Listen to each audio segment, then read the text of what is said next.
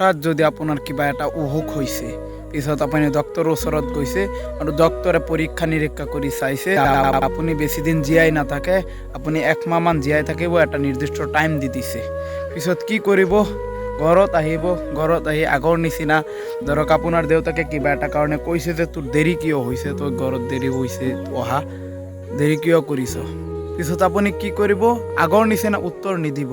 য'ত গৈছিলোঁ ত'ত গৈছোঁ, দেৰি হৈছে, এইটো আপুনি নক'ব। আপুনি মানে ভালকৈ উত্তৰ দিব, কাৰণ আপোনাৰ এটা ভয় সোমাই গৈছে যে আপোনাৰ আছে 1 মাহমান, আপুনি 1 মাহ জীয়াই থাকিব। তাকে যেতিয়া ভাতৰ কথা ক'ব যে ভাত খাই ল, ভাত থৈ আহিছোঁ, তই ভাত খা। পিছত আপুনি কি ক'ব? আগৰ নিচিনা আপুনি নকয় যে এইটো দি খাম, সেইটো দি খাম।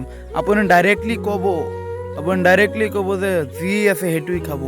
আৰু ভাবিব, আপোনাৰ চিন্তাটো এটাই যে মই 1 মাহ পিছত মৰি যাম, আৰু কেনেকুৱা টেনশ্যনৰ কথা, কেনেকুৱা লাগিব।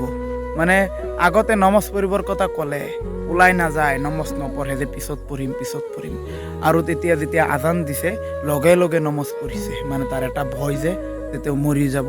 সেই মৰাৰ ভয়ৰ কাৰণে তেওঁ লগে লগে নমাজ পঢ়িছে, নমাজ পঢ়ি আছে। বহুত মানে আগৰ নিচিনা নাই, আগতে যিটো কৰিছে ডাইৰেক্টলি চেঞ্জ হৈ গৈছে। ছেইম যদি কোনো এজন মানুহে হঠাৎ এনেকুৱা হৈ যায়, তাৰ এনেকুৱা কণ্ডিশ্যন হয় ভয়তে। পিছত মানে তেওঁ ভাবে মই ইমান পাপ কৰিছোঁ, খালি পাপৰ কথা মনত পৰে, মইতো এই পাপ কৰিছোঁ, সেই পাপ কৰিছোঁ। সেইটো যদি পিছত মনত পেলাই, 1 মাহমান আছে কাৰণে মনত পেলাইছে, তেতিয়া একো কাম নাই। কাম তেতিয়াই আহিব, আপুনি আজি ধৰি লওক যে আজি লাষ্ট দিন, আপুনি নাজানে বা কোনেও নাজানে যে আজি লাষ্ট দিন হ'ব পাৰে। মই ধৰক বাইকেৰে গৈছোঁ, কিবা এক্সিডেণ্ট হৈ গৈছে, মোৰোতো একো লাভ নাই, বা আপুনি বহুতে এইবিলাক কেনেকৈ মৰে। কিন্তু সেইকাৰণে আজি মানে লাষ্ট দিন বুলি ধৰি আপোনালোকে কাম কৰি যাওক। আজি লাষ্ট দিন বুলি ধৰি কি ভাল কাম আছে, এতিয়াই মিছা কথা নক'ব।